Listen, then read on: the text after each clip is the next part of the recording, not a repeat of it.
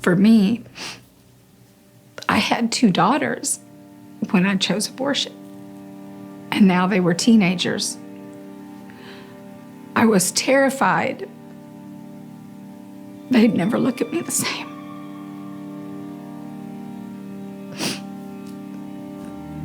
But when I told my daughters,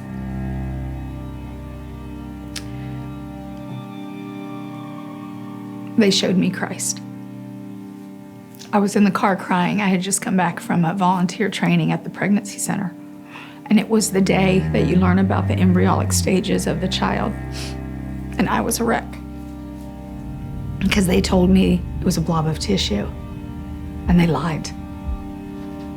My baby had a heartbeat. My baby was a baby. So when that realization came to me and I actually saw with my own eyes, I was undone. So I was sitting in the car and I was crying and crying and crying for hours. And my oldest daughter, Taryn, was about, I think, 14 or 15 at the time.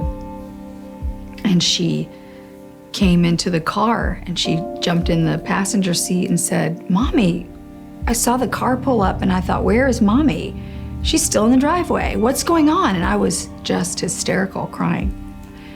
And she said, "Oh my gosh, Mommy, you're scaring me. Did somebody die?" I said, "Yes."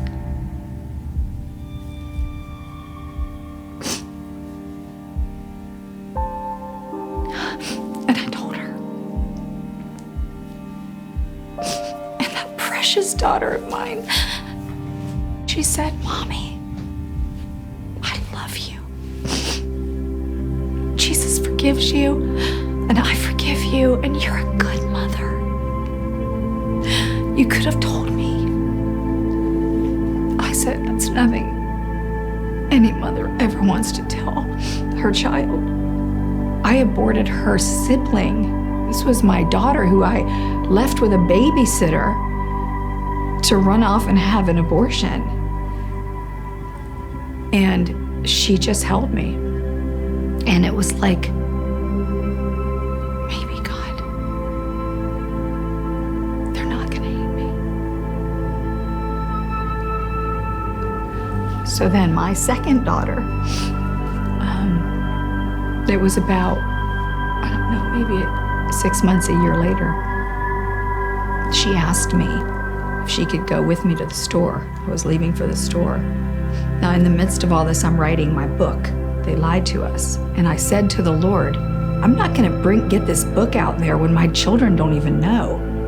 And it wasn't 6 months later, maybe, that my second daughter asked if she could go with me to the store. And I said, "Of course you can, babe." So as we're driving in the car on the way to the store, she just out of the blue says, "Mommy, why didn't you tell me that my biological father wanted you to abort me?" And I almost drove off the road. And I looked at her and I said, what are you talking about? She said, "I was looking for some things today for school and I found a letter that you wrote to my biological father about me when you were pregnant with me." And it was a letter I'd forgotten I'd written years before that I never sent. And it was true. He wanted me to abort her. And when I refused to have an abortion, he physically assaulted me and put me in the hospital. And she read it all in this letter. And I said, "Oh my gosh, honey, I never wanted you to find that out." She said, "I've never felt like he wanted me.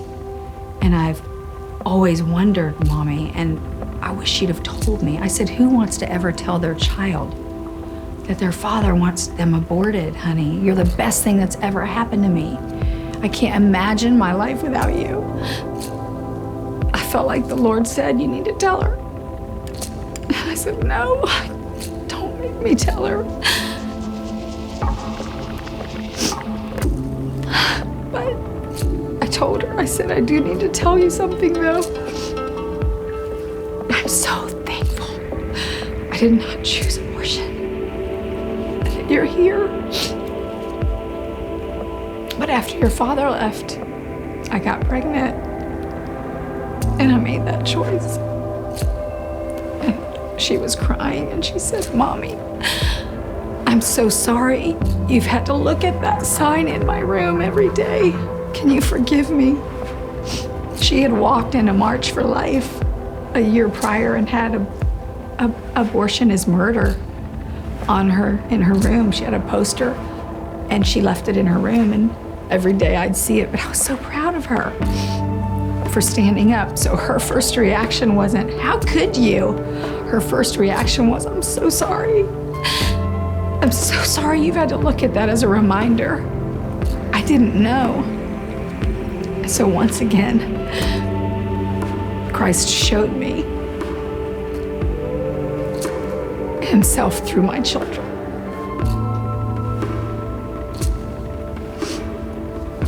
And they're the best things I've ever done.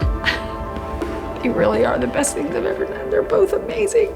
They've both given me 8 of my 9 grandchildren so far, and their husbands thank me for the kinds of women I've raised. Because their dad did leave, and he did divorce me because I wouldn't abort her. And you know what? He's the one who lost, because she's an outstanding human being.